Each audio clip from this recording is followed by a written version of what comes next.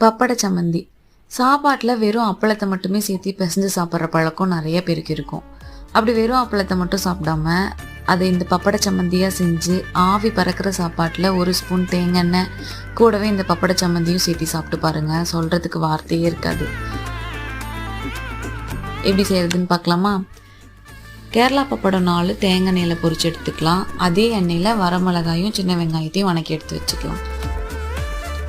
இப்போ ஒரு மிக்சர் ஜாரில் இஞ்சி, சின்ன வெங்காயம், வரமிளகாய், புளி, கருவேப்பிலை, சீரகம், உப்பு கொஞ்சமாக சேர்த்திக்கலாம்.